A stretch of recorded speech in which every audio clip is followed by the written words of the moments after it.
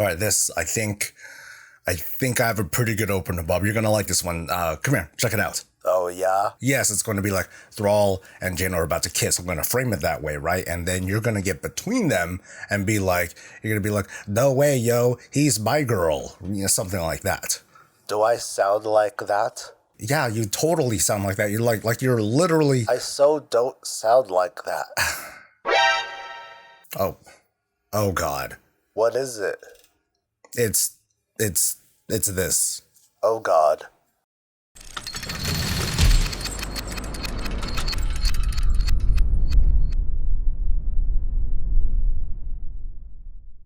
Hey, it's Soul, and this is Warcraft Weekly, where I take you into the dank, slimy depths of this week's Warcraft news, and I make light of them. I should say this up front if it's not obvious already.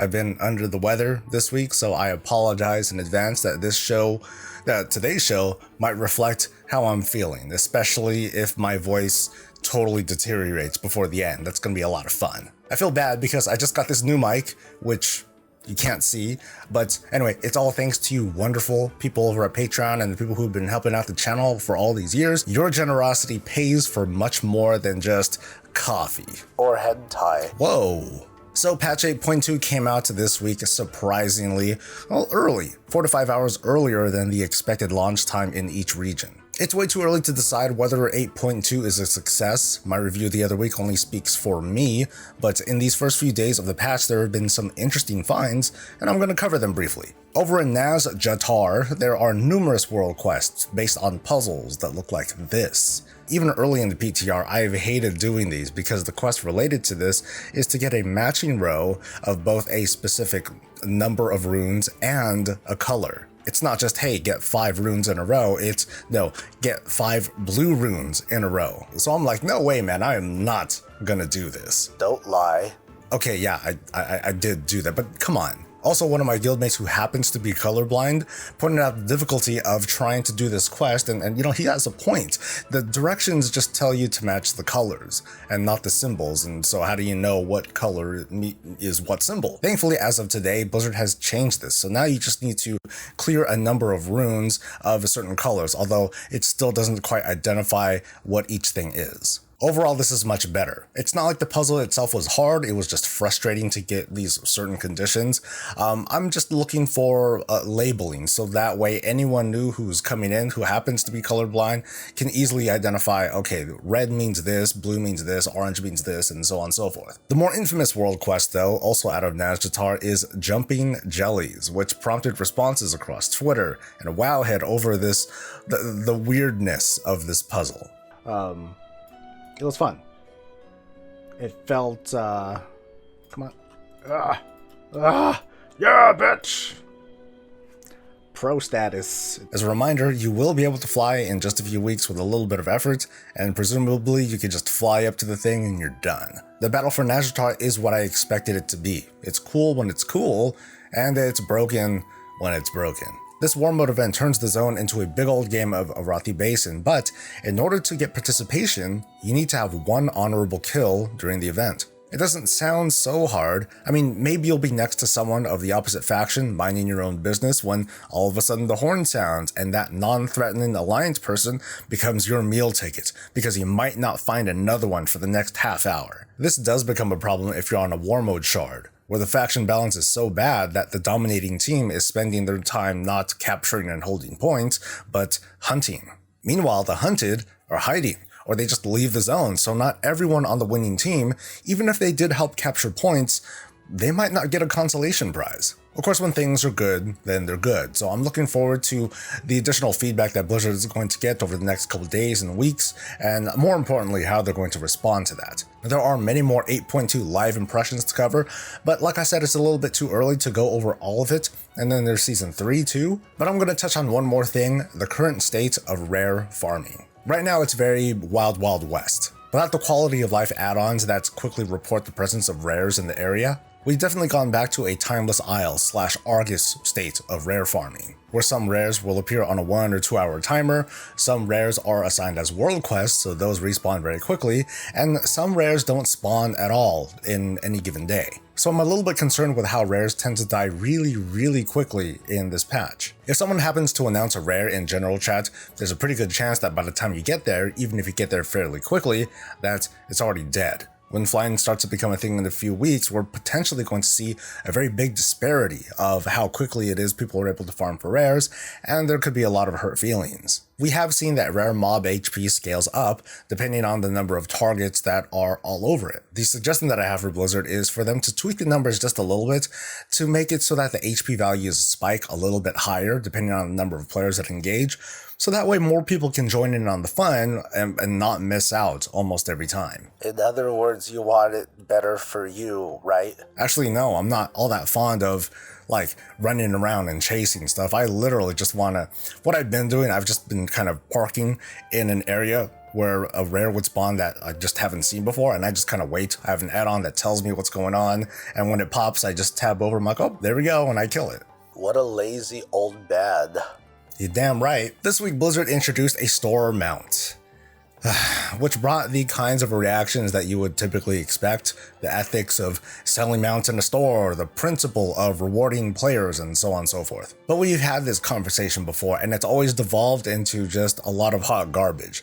So I know that I'm ignoring or sidestepping the conversation. I don't mean to. It's still a very important topic, so if you guys want to talk about this in the thing below, feel free. I'm open for that. But for now, I'm going to point out what's different about this mount promotion so far and why people are angry about it. Just like the Dreadwing from last year, this dragon bird-like thing comes as a bonus for, quote, adding 6 months of game time to your account. Unlike the Dreadwing promotion though, you can't buy into this promotion with Battle.net balance because the promo isn't about literally buying 6 months of game time, which I think was at a reduced price. It's about setting up a 6-month subscription, and technically setting up a subscription isn't possible by using your Battle.net balance. See the difference? Oh, those insidious bean counters being so technical. This also means the language is very clear because during the Dreadwing promotion, people who did in fact have a 6-month recurring subscription, they were getting, I believe they were also getting the mount and they weren't sure why.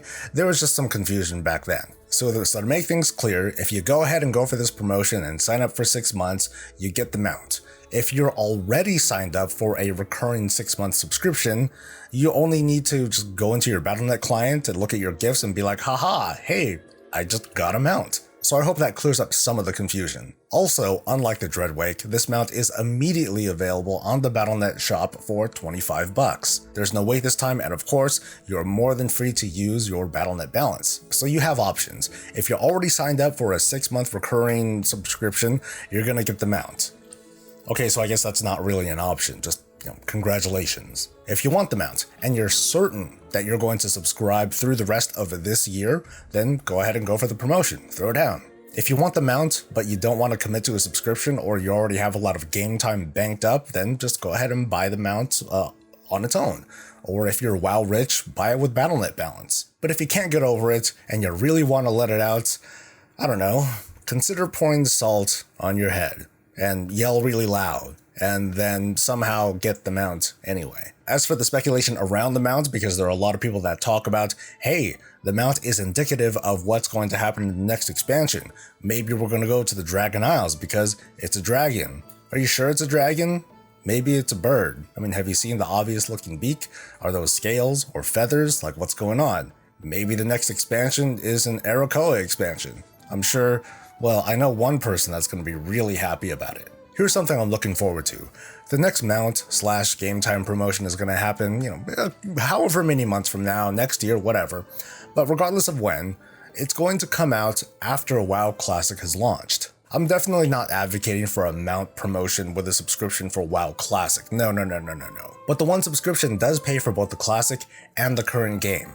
So it does give me a little bit of a chuckle in the back of my head that among some of these really hardcore fans of classic WoW, some of them may have 1 or 2 or more mounts just languishing in their gift box, just lying unclaimed in their Battle.net clients as a symbol that they're loyal World of Warcraft fans. Not that one, but the real one. And now for the What of the Week, where I cite some comment that is not just pouring salt and rubbing it into your head, but it's still ridiculous enough for me to be like, what? This was taken from a Wowhead comment thread regarding the time it's going to take to upgrade benthic gear via prismatic monopearls, which is a currency that you'll find in Nazjatar. The comment goes on for a bit, but it concludes with this.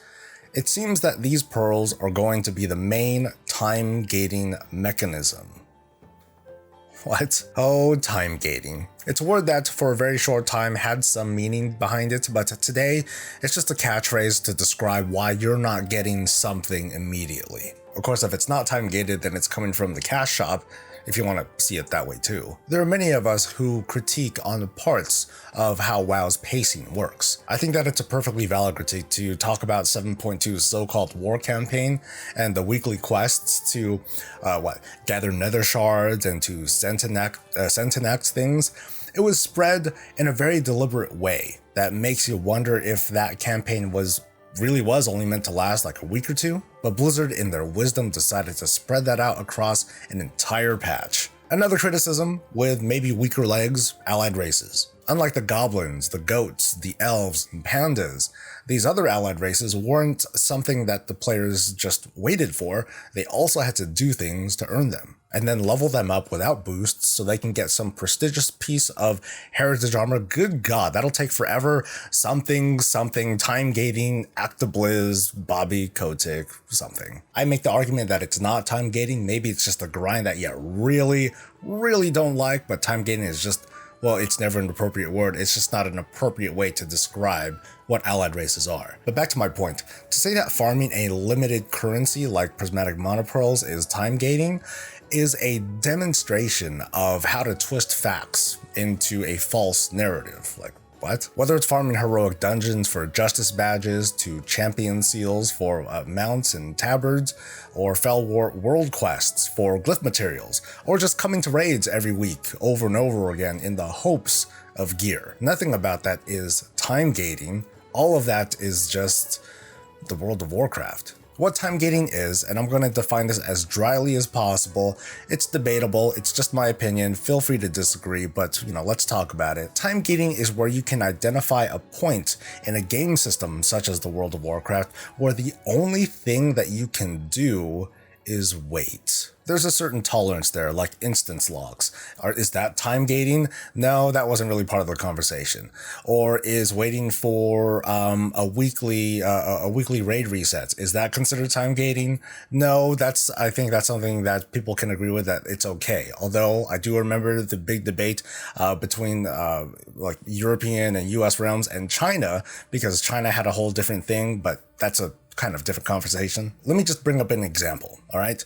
Icecrown Citadel. This raid opened up December 8th, 2009, according to Wowpedia. You couldn't fight the Lich King until you defeated all the previous bosses. Is that time gating? No, I would say that it's not. You have a beginning, a middle, and an end, and there we go. In ICC, there's a lower level, and then 3 upper wings, the Plague Works, the Crimson Hall, and Frostwing Halls, and then there's the Lich King at the very end. At the launch of this raid, we were able to fight our way to Deathbringer Saurfang, but after defeating him, the doors to the upper halls, they wouldn't open. In fact, it would be 1 month before those doors opened and we can access the next wing, the Plague Works. 2 weeks later, the Crimson Hall opened, and then 2 weeks after that, then the final wing opened. I should also mention that the final boss in each of those wings had a limited number of attempts that were attached to them before they would just stop despawning and you would be screwed, but that's just cherry on top. Unlike previous raids that used attunements and rep grinds to either prevent people from going into the raid or prevent people from progressing all the way through the raid, ICC took 2 months to open, and there was no way to speed that up. It just happened without any help from the player. So week after week, all we can do was do what we could and wait. So let me try to isolate the differences here. Killing the Lich King himself is not what I would call a time-gated experience. You eventually just kind of go through, kill all the bosses, get access to the Lich King, and you kill him, you get your prize, whatever. It's just merely the way that the raid was unlocked. That was time-gated. If we take that thought and move it all the way to Legion 7.2, then yeah, we can say that the 7.2 war campaign was arbitrarily stretched to keep players entertained. I'm not going to argue with that. But to use such a simple term like time gating and having that as the basis, the foundation of your critique, is not a great idea. I'd rather critique 7.2 properly and just say that there wasn't enough war campaign. There just wasn't enough stuff to do anyway. That was the core problem. Now, how Blizzard was trying to handle this whole thing, which I think was also done poorly, it is worth bringing up, but that's not the actual issue. It's like calling someone out for covering a dead body with just tarp and Febreze when the actual issue is, hello, there's a dead body in there. Time gating has turned into a cheap and meaningless phrase that stands for something that you don't like waiting for. You probably disagree with that, so if you have a response ready in a comment or whatever response you have in your head, the next time you want to bring up this whole conversation, lead off with that, and not just a word like time gating. I do want to engage and respect the feelings that come from fans and critics, but it's just hard to take some people seriously when all they do is point at the tarp and not the body. I'm going to leave this particular subject with a question for all you fun folks at home and on the toilet. Is WoW Classic time-gated? I'm not talking about the grind to get into Molten Core or AQ, but I'm talking about the number of phases that WoW Classic is separated into. That the fans have no direct control over how these phases are separated, other than to just participate and be data points that Blizzard will be looking at when they determine when to launch these next phases. Moving right along with the launch of patch 8.2 comes a new round of cinematics and cutscenes for us to dissect and overanalyze. The Crossroads cinematic is what I will argue to be the best of them so far, and there's a link below if you want to watch it along with some of my reactions and commentary. I want to follow up on a thought that I left on the faction war. And Wowhead also brought up the idea of dissolving the faction divide. And this has opened up a fierce debate as to whether or not this should happen. It's a sharp divide that's not so different from the Horde and Alliance conflict itself. I've been on record saying that I don't want the faction conflict to end. Orcs vs. Humans is the foundation of the Warcraft franchise. Horde vs. Alliance is the foundation of the World of Warcraft, both mechanically and spiritually. And yes, this cinematic is as clear of an indicator as ever that some sort of change may happen in the near future. So I'm going to wrap up today's weekly with this hypothetical scenario. Think of it as nothing more than a thought exercise, okay? I'm going to pretend. I'm going to play as Thrall, especially with this voice. This should be very interesting. And I'm going to read off a few lines that I've written as if we were at the end of this Battle for Azeroth expansion. I'm going to have a few follow-up thoughts, but let me know if this is at all convincing or if this inspires ideas of your own. Time and time again, you've taken up arms in the name of the Horde. You've seen wonders and horrors. You've shaped the history of our people and our world. No one can be as more grateful as I. But I've let so many down. I've let you down. And throughout this war, with the Alliance, the Naga, and within, you've made impossible choices and walked between the light and the dark. I've called you champion, hero, and more than ever, you deserve that. But I ask of you to make one more impossible choice. Help heal our broken world. You and your comrades have come together when the Horde and Alliance could not. Our doors will always be open to you, champion. But for now, walk away. Let me and Jaina mend these wounds. Don't fight for this banner.